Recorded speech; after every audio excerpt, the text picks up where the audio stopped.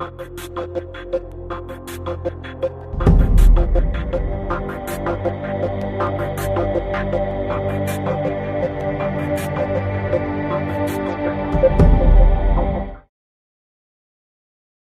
brought you as breaking news. A woman shot point blank in the middle of a sidewalk in Brooklyn.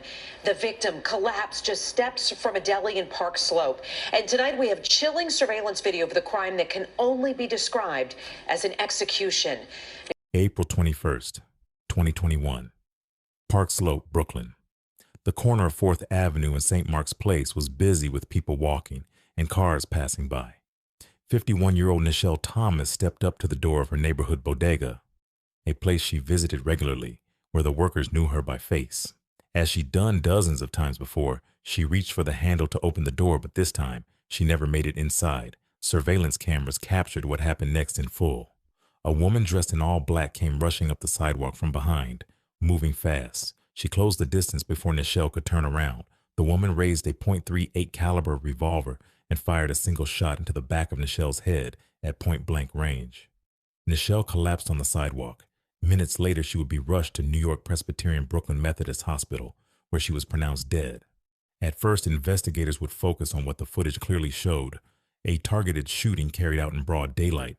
But as they identified the victim and began piecing together her background, they realized the attack was connected to someone within her personal life.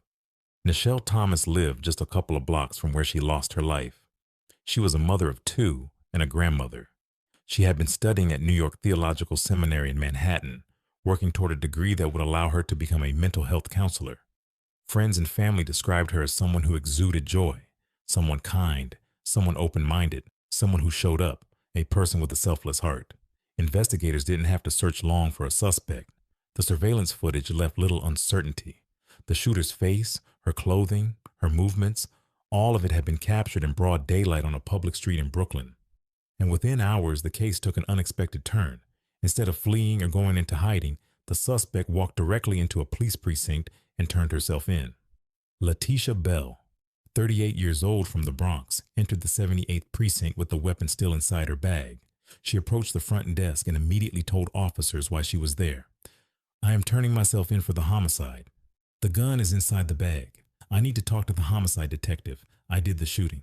We first brought you as breaking news. A woman shot point blank in the middle of a sidewalk in Brooklyn. The victim collapsed just steps from a deli in Park Slope. And tonight we have chilling surveillance video of the crime that can only be described as an execution. News 4's Ida Siegel live from the 78th precinct with new information on the person who police say now pulled the trigger. Ida. And Natalie, the person who police had been searching for and who they've been questioning all evening, we're learning in just the last few minutes, has now been charged with murder. She's a 38-year-old woman, and she is from the Bronx. She had actually turned herself in to the police station behind me here earlier this evening, and she is the woman whose face appears front and center in an especially disturbing bit of security video. The surveillance video is clear as day and instantly disturbing. We froze it just as you see a woman dressed in black come up from behind another woman and pull out a gun to shoot her in the head. I was doing my work here and just I had the shot and we looked and see the lady down. It happened outside the Natural Plus bodega on 4th Avenue in broad daylight. The victim was walking inside the store at the time, a place workers say she visits often. I know this woman, she's a very honest lady, very nice. It's sad, to see the lady going down like that, She had a fatal wound, someone said to the head.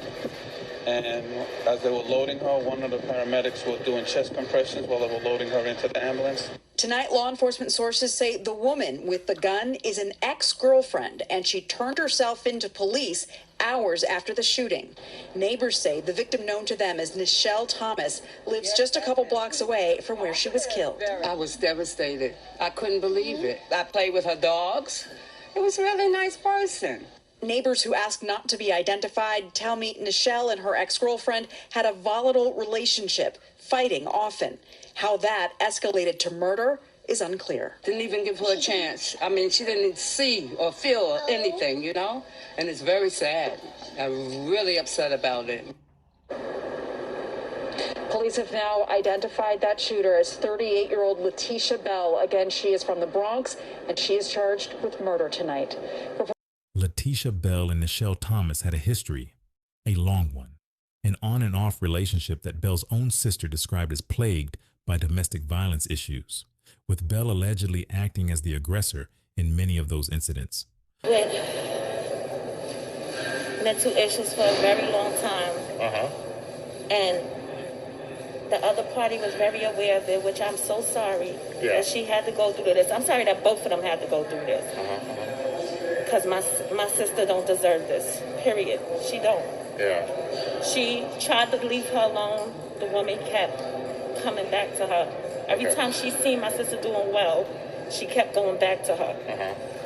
Knowing that she's mentally disabled. Knowing. Like they had a long going domestic violence issues. When my sister left, she should have just kept on going. You don't play with the mentally ill. She know that she's mentally ill. She caused my sister to lose custody of her son. So from there, that's when my sister left her, got herself together and left her. And the woman, knowing that my sister is mentally disabled and emotionally disturbed, knowing this, still, after my sister left her, went back to her, knowing this. So I feel sorry for both of them because for some reason I think that there was something wrong with her too, mentally. Something wrong with Nichelle. She was a sweet woman. I never had an issue with her. She was a sweetheart. I don't know her for anything other than being a sweetheart. And my sister is too. And this is what it led to. Sometimes when she thought it was love, she got a little more attached to it, emotionally thinking, all right, this is when it's going to work out. There's not going to be no problems. And something happened that I don't want to discuss because I don't want to put nobody else in this. But something happened. Something really did happen that was traumatizing to my sister. And she just couldn't deal with it no more. She realized that this woman was just using her for her own advantage. And instead of her not taking it no more because she felt that that she couldn't take it no more. Prosecutors would later cite more than a dozen domestic violence reports between the two women. Neighbors confirmed what the paperwork showed. The relationship was volatile and the fighting was frequent.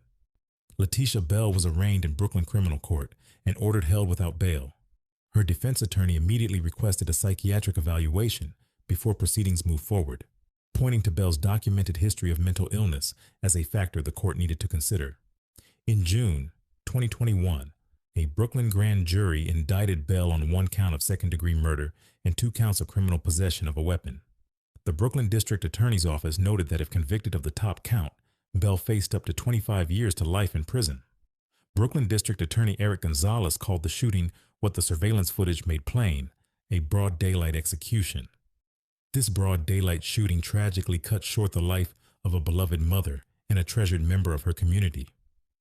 Nichelle Thomas was a mother, a grandmother, a woman who had spent her life building something steady for herself and for the people she loved.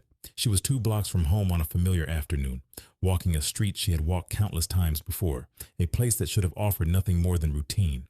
She reached for a door she knew well, and in the space of a few seconds, on an ordinary day in Park Slope, her life came to an end on the sidewalk outside it. What remains is not just the footage of what happened, but the absence she left behind, in her family, in her community, and in the everyday life she was simply trying to return to. Thank you for watching The Grim Watch. Share your thoughts in the comments below, and don't forget to like and subscribe for more true crime documentaries. See you in the next video.